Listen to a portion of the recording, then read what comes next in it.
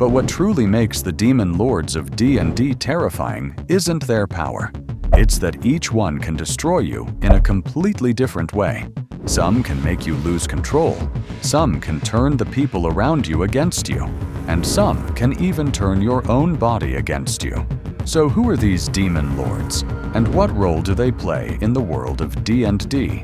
To understand that, let's start with one of the most terrifying demon lords ever to emerge from the abyss. Demogorgon.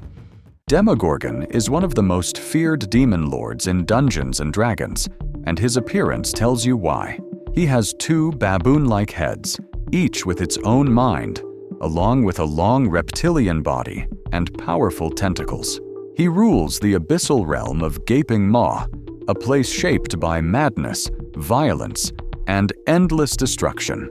His greatest weakness is also part of his power. The two heads constantly struggle with each other, but both still possess enormous intelligence and supernatural strength. Demogorgon is not simply a creature that attacks with brute force.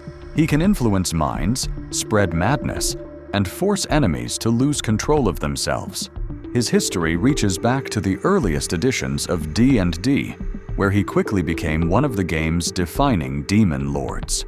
Over time, he became closely connected with the idea of chaotic evil itself. Demogorgon matters because he represents a kind of evil that does not need a clear goal. Sometimes, destruction and madness are the goal. Orcus. Orcus is the demon lord most closely connected with death, undeath, and the desire to destroy all living things. He appears as a huge, winged demon with the body of a corpse, carrying his infamous weapon, the Wand of Orcus. Unlike demons that simply seek violence, Orcus has a much darker ambition. He wants death to spread until life itself becomes meaningless. His domain is Thanatos, a bleak realm filled with dead creatures and undead servants. Orcus has existed since the early days of Dungeons & Dragons, and his role has remained remarkably consistent. He is one of the game's most important undead-related villains, standing at the point where demonic power and necromancy meet. His wand is especially dangerous because it can destroy living creatures and empower the undead. Orcus is important because he changes the meaning of death in a fantasy world. Fighting him is not simply about surviving a battle. His influence can leave behind armies of undead, corrupted lands, and a world where death no longer means the end. Graz'zt. Graz'zt is a demon lord who rules through intelligence, temptation, and control rather than simple destruction. He is usually described as a tall, powerful demon with dark skin, 6 fingers, and an appearance that seems almost human compared with many other creatures of the abyss. His realm is Zuggtmoy, a strange domain filled with cities, palaces, pleasure, and hidden danger. Graz'zt understands that people can be easier to control when they believe they are choosing their own path. That makes him different from demon lords who rely mainly on fear and violence. His history in D&D goes back to the game's early years, and he has remained one of the most recognizable demon princes ever created. He has also been involved in long-running conflicts with other major powers of the abyss. Graz'zt matters because he shows another side of demonic evil. Not every demon lord wants to tear the world apart immediately. Some would rather make the world willingly surrender its freedom, one decision at a time. Lolth. Lolth is the demon queen of spiders and one of the most influential evil beings in Dungeons & Dragons. She is closely tied to the Drow, the dark elves who live beneath the surface world. Her most recognizable form is a beautiful drow woman with the body of a gigantic spider, though she can appear in other forms as well. Lolth rules the Demon Web Pits, a strange realm made of endless webs, twisting paths, and dangerous worlds connected across the abyss. Her power is built around cruelty, betrayal, ambition, and fear. She encourages her followers to compete with one another because she believes weakness should be punished and loyalty should always be tested. Her connection to the Drow has made her one of the most important figures in D&D lore, appearing across adventures, novels, and settings for decades. Lolth is different from many demon lords because her influence extends far beyond her own realm. Entire societies have been shaped around her worship, making her dangerous even when she is nowhere near the battlefield. Yeenoghu. Yeenoghu is the demon lord of gnolls, hunger, and savage destruction. He has the appearance of a massive hyena-like humanoid, carrying a three-headed flail that reflects his brutal nature. His realm in the abyss is known as Yeenoghu's realm, a barren place where survival depends on constant violence and hunting. Yeenoghu does not represent careful manipulation or complicated plans. His power comes from the simple instinct to hunt, kill, and consume. Gnolls who follow him are driven by the same endless hunger, and their attacks often leave entire communities destroyed. Yeenoghu has been part of D&D since its early editions, making him one of the oldest major demon lords in the game. His rivalry with Baphomet is especially important because both represent different forms of monstrous savagery. Yeenoghu stands for the predator that never stops hunting. He matters because his influence can turn ordinary creatures into a roaming force of destruction, spreading violence from one settlement to another without needing a larger political empire. Baphomet.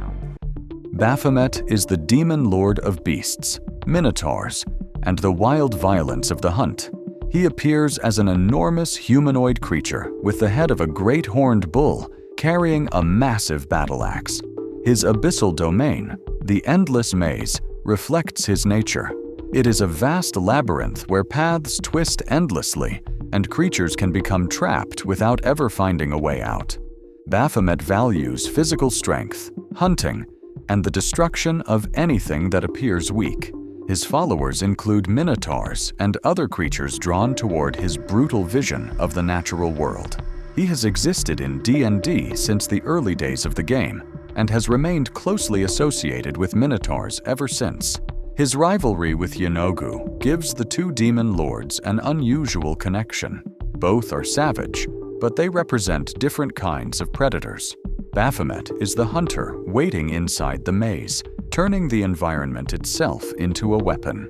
He matters because his influence combines physical power with fear, making even the path toward him part of the danger. Juiblex.